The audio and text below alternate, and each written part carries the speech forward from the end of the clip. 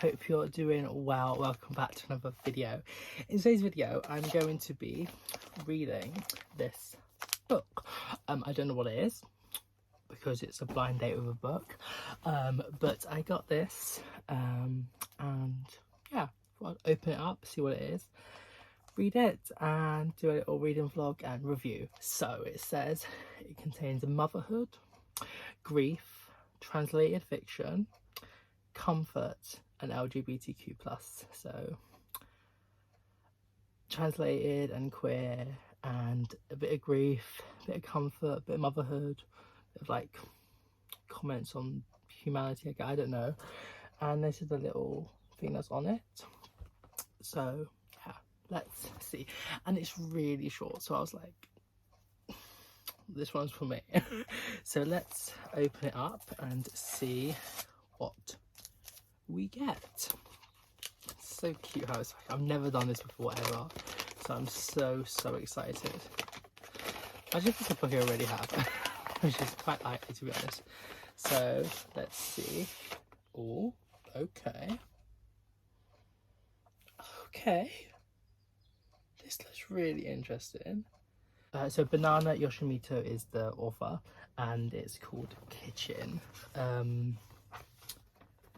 It's translated from Japanese by Megan Backus. Okay, it was first published in 1994. Okay. I'm not going to read the back, I'm just going to start reading it. How long is it? It's 150 pages. That is lovely. So yeah, I'm going to start this and give you updates when appropriate. So I finished the first like 2 stories, sort of chapters, because there's the first one is called Kitchen, but it's split into 2 parts, and then the next one is called Moonlight Shadow, and I'm gonna go on to that one now. I'll give you a rundown on it a bit after when I'm looking a bit better, because I'm feeling kind of sick at the moment. But anyway, it's good. I'm enjoying it. It's a little bit, yeah. I like Japanese literature. It's very unique, I think.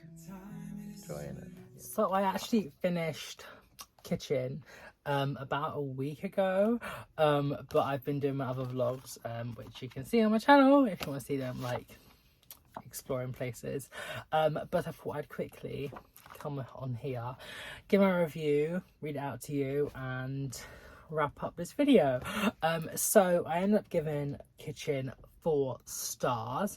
I did really enjoy it and I'm so happy I did this idea, and I've actually got another blind date with a book which will be coming in a video very soon, so stay tuned for a second part, I guess. But yeah, so this book is a little bit strange, but I enjoyed it, hence 4 stars. So it's split into like 2 short stories, but the first one is in 2 chapters, so there's 3 chapters in total. So the first one is about a young woman called Mikage, and she recently lost her like only family member, who is her grandmother, and then Yuichi, who knew her grandmother, asks her to like come round or something, and then with the possibility of like her moving in with him and his mother Eriko. Eriko is a trans woman.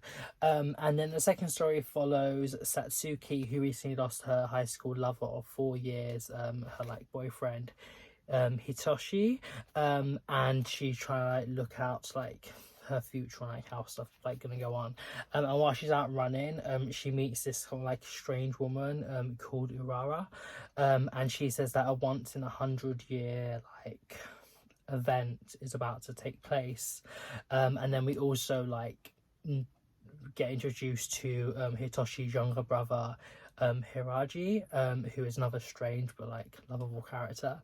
So that's sort of like the things, but I don't want to actually talk about the stories because like they're really short. But the most prominent like motif throughout is grief, and how there's like many forms of it and how it impacts someone.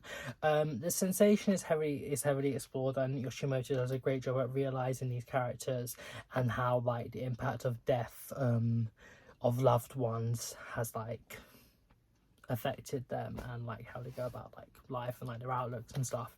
Her storytelling, I didn't say it's like particularly like imaginative or like that like amazing, but it is like very real and it does flow well, and the characters are for the most part quite lovable, and what I love most is that like you get an emotional attachment to them despite it being quite short. So yeah, so I said some sentence maybe went on for a bit too long with like some passages and stuff, and that like some of the nuance or something might have been lost in translation, but overall I think it was done quite well. It was written in 1988, and I thought that the inclusion of like quite a prominent transgender character was quite good, and Yoshimoto was actually hailed as being quite like a modern voice in Japan at the time. And like a very like contemporary author, which I thought was really good. There is like something that was a little bit uncomfortable, like where they talk about like Eriko and a later trans character, Chika's sort of like masculine features, and there's like some outdated terms like transsexual, and how Yuichi, Eriko's son, sort of like has this like she was or like she is a man ideology. But overall I think it was very well, and like there wasn't really much at all like in regards to any problems. I said that like I was like impressed by it. It wasn't like a favorite, but it's definitely one I would recommend. And the author does a really great job of like making grief a very like real thing and important emotion, and I for sure would read something else by Banana Yoshimoto. Also I just love the way this looks. So yeah, I definitely enjoyed doing this video, and if already got another one, so I'm gonna be trying another blind date with a book. I definitely like has not put me off, so I definitely think I did pick quite a good one.